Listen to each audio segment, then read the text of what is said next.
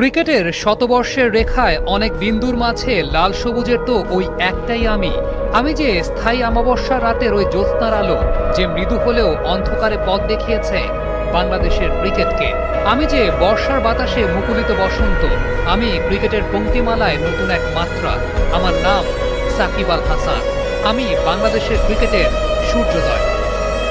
বাংলাদেশের ক্রিকেট যদি একটা কাব্যগ্রন্থ হয় তাহলে এর সনেট বা চতুর্দশপদী সাকিব আল হাসান। কবি যা রচনা করেন তাই কবিতা, সাকিব যা দিয়েছেন তাই বাংলাদেশের ক্রিকেট। ক্রিকেটে লাল সবুজের ব্র্যান্ডিং এর বিশ্বায়নের শুরুটা তার মাধ্যমেই। নিজে সমীহ আদায় করেছেন, বিশ্ববাসীকে বাধ্য করেছেন বাংলাদেশকে সমীহ করতে।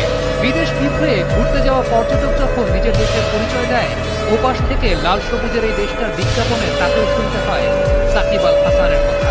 বংশের তোয়াক্কা না করে খান বা চৌধুরী বংশের কেউ কেউ নিজের সত্যনিষ্ঠ শিশুর নাম রাখেন সাকিব আল হাসান।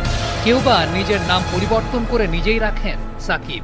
কেউ কেউ এক ঝলক সাকিবের সান্নিধ্য পাওয়ার জন্য বিনিদ্র রজনী যাপন করেছেন। আবার কেউ বা সাকিবের ব্যাটিং দেখবে বলে স্কুল ফাঁকি দিয়ে পিঠে মানচিত্র এঁকেছে।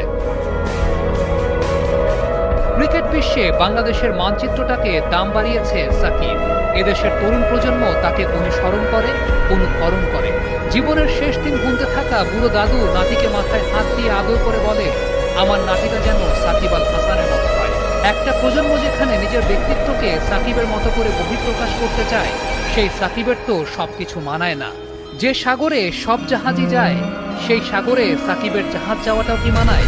হ্যাঁ, ক্রিকেট আইডিওলজির পুরো দায়ভারটা সাকিব নিয়ে বসেননি, কিন্তু একটা প্রজন্মের গ্রুম আপ আইডিওলজি যে তার দ্বারাই প্রভাবিত। যে মানুষটা সর্বোচ্চ আনন্দের উৎস, সেই মানুষটাকে বিতর্কে দেখতে চান অযথা। ব্যাপারটা হয়তোবা সাকিব আল হাসান নিজেও বোঝেন দেখেই ফিরে এসেছেন। জাহাজটা যে সাগরের দিকে ছুটিয়েছিলেন, দক্ষ নাবিকের মতো তা ঘুরিয়েও নিয়েছেন।